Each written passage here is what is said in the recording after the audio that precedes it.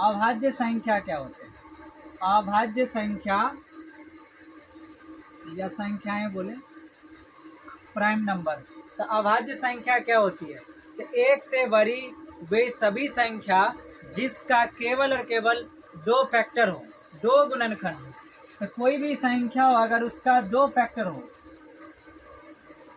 अगर दो फैक्टर है, दो गुणनखंड है, केवल दो गुणनखंड, गुणनखंड, तो गुणनखंडों की संख्या कितनी होनी चाहिए? केवल दो होनी चाहिए, केवल दो गुणनखंडों की संख्या होनी चाहिए, दो के अलावा नहीं होनी चाहिए। तो वैसी संख्या जिसका केवल दो गुणनखंड हो वो एक से बड़ी संख्या होनी चाहिए। एक से बड़ी संख्या आप दो से स्टार्ट कीजिए, हो गया दो, तीन आ जाएगा, चार आ जाएगा, पाँच आ जाएगा, इसी प्रकार आगे संख्या होगा। हमको इसमें से छांटना है कि कौन सी संख्या है जो अभाज्य संख्या है।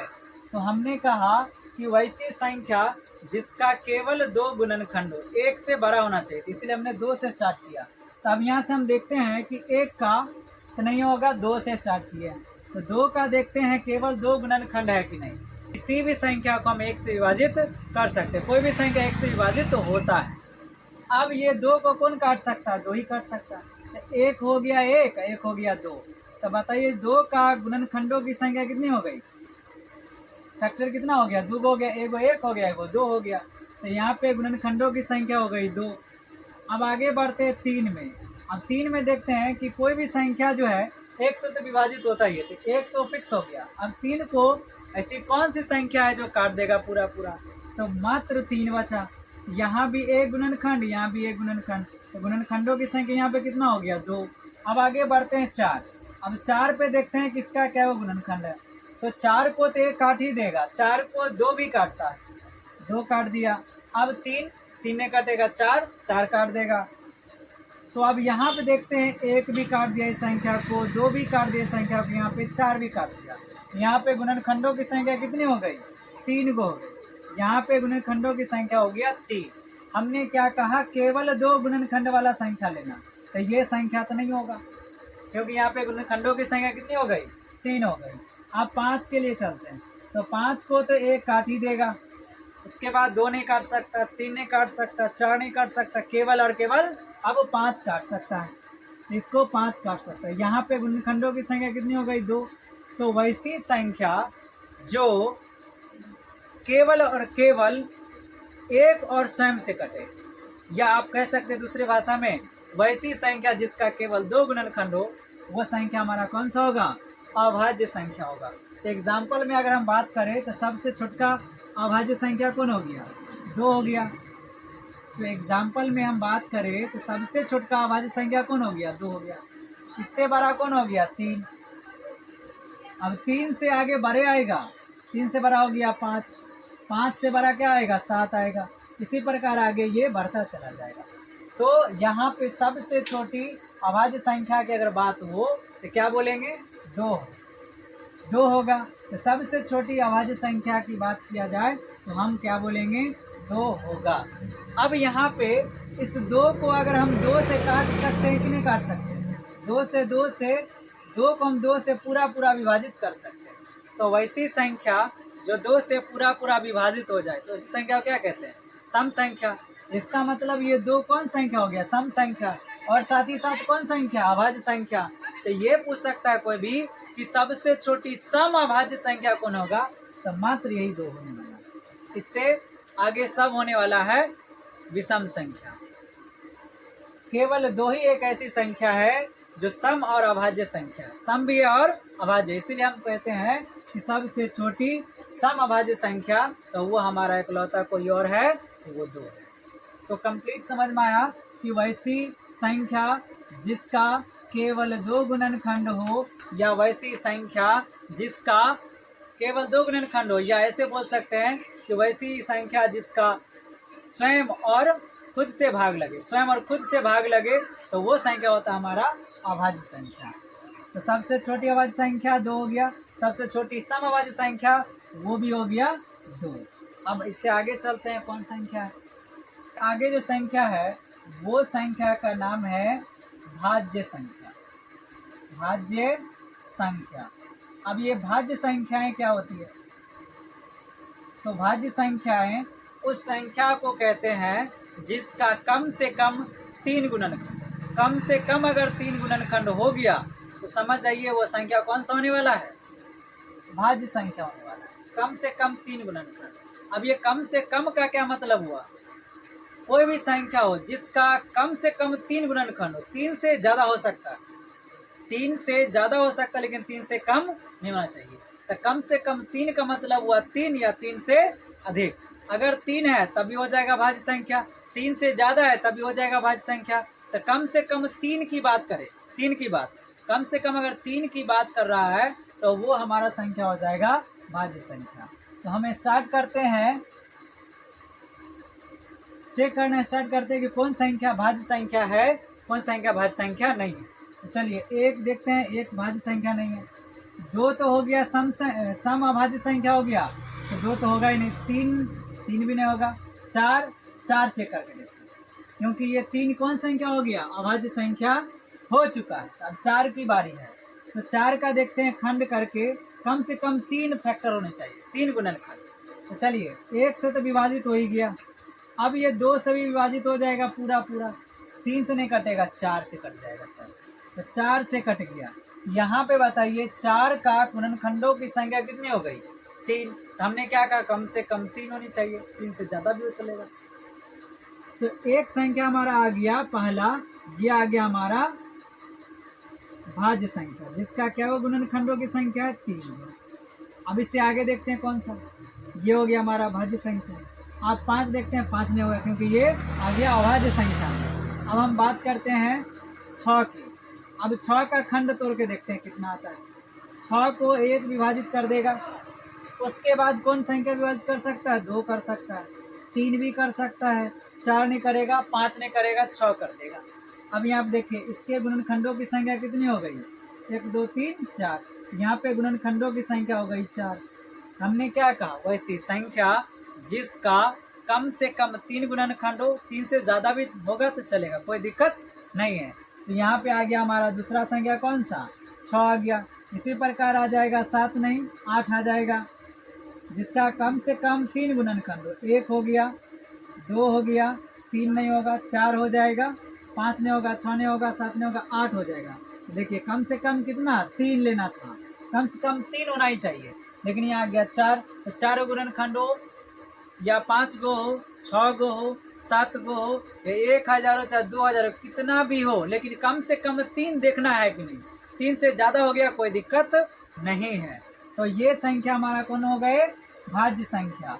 तो पहला एग्जाम्पल में कौन आ गया, 4 आ गया, दूसरा एग्जाम्पल में आ गया 6, तीसरा आ गया 8, इसी प्रकार 10 आ जाएगा, 12 आ जाएगा, इसी प्रकार आगे बढ़ता चला जाएगा। पूरा का पूरा आगे जितने भी डॉट संख्या में आएंगे, जो भी संख्या होगा वो डॉट डॉट वाले में आ जाएगा। तो यहाँ पे सबसे छोटा कोई संख्या है भाज्य संख्या में, तो वो कौन सा हो गया, 4 हो गया। अब ये 4 कटता है कि नहीं, 2 से पूरा कट जाता सर जी, तो सम संख्या भी हुआ। तो सबसे छोटी भाज्य संख्या तो 4, सबसे छोटी समभाज्य संख्या वो भी 4, सबसे छोटी भी है और भाज्य भी है। तो सबसे छोटी भाज्य सम संख्या 4 हो गया, सबसे छोटी भाज्य संख्या भी 4 हो गया। तो ये भी बात कंप्लीट हो गई कि भाज्य संख्या क्या होती है, अभाज्य संख्या क्या होती है। अगर ये दोनों में कोई प्रॉब्लम हो तो दोस्तों कमेंट कर सकते हैं, जहाँ पे प्रॉब्लम होगा उसको फिर से रिपीट करके बता दिया जाएगा। चलिए इससे आगे समझते हैं, इससे आगे कौन सी संख्या है। अब इससे आगे कौन सी संख्या है समझते हैं, सह अभाज्य संख्या। इससे आगे कौन संख्या है, सह अभाज्य संख्या, सह अभाज्य संख्या, सह अभाज्य संख्या। अब ये कौन सी संख्या सर, सहभाज्य संख्या, को प्राइम नंबर, सहभाज्य संख्या। वैसी दो संख्या, सम भी हो सकता है विषम भी हो सकता है, दो संख्या लेना। वैसी दो संख्या जिन दोनों संख्या का, उन दोनों संख्याओं का मौसा कितना हो, एक, HCF एक। वैसी दो संख्या जिसका मौसा एक हो, वो संख्या होने वाली है कौन सी, सहअभाज्य संख्या है। तो वैसी दो संख्या जिसका मौसा एक हो, उसे हम भाज्य संख्या कहते हैं। चलिए टेस्ट करके देखते हैं, दो ऐसी संख्या जिसका मौसा एक आए। ले लेते हैं 2 और 3।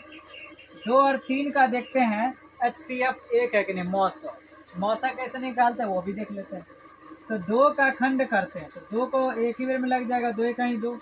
अब 3 का खंड करते हैं, 3 का, तो 3 एकाई 3। तो 2 का कौन कौन आ गया खंड, 2 गुना 1 आ गया। 3 का कितना आ गया, 3 गुना 1 आ गया। देखिए दोनों में कॉमन क्या दिख रहा है, 1। तो मौसा कितना हो गया, 1। दोनों में कॉमन क्या दिख रहा है, 1। तो मौसा हमारा कितना हो गया, 1। और कोई संख्या कॉमन दिखा, नहीं दिखा। तो इन दोनों संख्या का मौसा कितना आ गया, 1 आ गया। जब भी दो संख्या का मौसा निकालना हो सबसे पहले उसका क्या कर लेना है, अभाज्य गुणनखंड के रूप में तोड़ लेना है। जो कॉमन होगा कॉमन वाले में से एक को निकाल लेना है। जितना कॉमन होगा उतना निकालना और सब का मल्टीप्लाई करके गुना करके लिखना है। यहाँ पे एक ही कॉमन दिख रहा था, एक एक थे, एक उतार लिया हमने, एक जोड़ा में से एक उतार। तो यहाँ पे मौसा आ गया, दोनों संख्या का कितना, 1 आ गया। तो HCF कितना आ गया इसका, 1। तो हमने क्या कहा था, वैसी दो संख्याएं जिनका मौसा कितना आ जाए, 1 आ जाए, तो वो संख्या कौन सी कहलाती है, सहअभाज्य संख्या कहलाती है। तो सहअभाज्य संख्या भी समझ में आया। और 2-3 और एग्जाम्पल देख लेते हैं। 1-2 और एग्जाम्पल क्या है, जैसे देख लेते हैं 2 और 5। 2 और 5 लेते हैं। तो 2 और 5 का देखते हैं तो 2 का खंड करते हैं, अभाज्य गुणन करते हैं, 2 एकाई 2। 5 का अभाज्य गुणन करते हैं, 5 एकाई 5। तो 2 का क्या आ गया, 2 गुना 1 आ गया। 5 का क्या आ गया, 5 गुना 1। दोनों में कॉमन क्या दिख रहा है सर जी, 1। तो मौसा क्या हो गया बताइए, मौसा कितना हो गया, 1। दोनों में से जो कॉमन होगा उस जोड़ा में से एगो बाहर लेना, एक ही निकालना उसमें से। जो कॉमन होगा एक घेरा में से एक बाहर। तो यहाँ पे मौसा कितना आ गया, 1। तो ये दोनों संख्या का भी मौसा कितना आ गया, 1 आ गया। HCF इसको बोलते हैं, HCF, हाईएस्ट कॉमन फैक्टर। तो HCF कितना आ गया, इसका भी 2 आ गया। तो वैसी दो संख्या जिसका मौसा या HCF 1 हो, वैसी संख्या को क्या बोलने वाले हैं, सहअभाज्य संख्या बोलने वाले। अब इससे आगे चलते हैं, और कौन संख्या है। अब इससे आगे जो संख्या है उस संख्या का नाम है परिमेय संख्या। कौन सा संख्या, परिमेय। तो परिमेय संख्या क्या होती है, परिमेय संख्या है। तो परिमेय संख्या क्या होती है, तो परिमेय संख्या के बारे में समझते हैं कि परिमेय संख्या होता क्या है। तो वैसी संख्या जिसे हम P/Q के रूप में लिखते हैं, मतलब P/Q, ये तो हो गया भिन्न, P/Q मतलब भिन्न हो गया।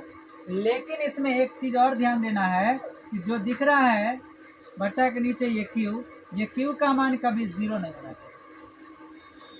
P/Q के रूप में हो लेकिन Q is not equal to 0, मतलब Q का मान 0 के बराबर नहीं होना चाहिए। अगर 0 हो गया तो वो परिमेय संख्या नहीं होने वाला।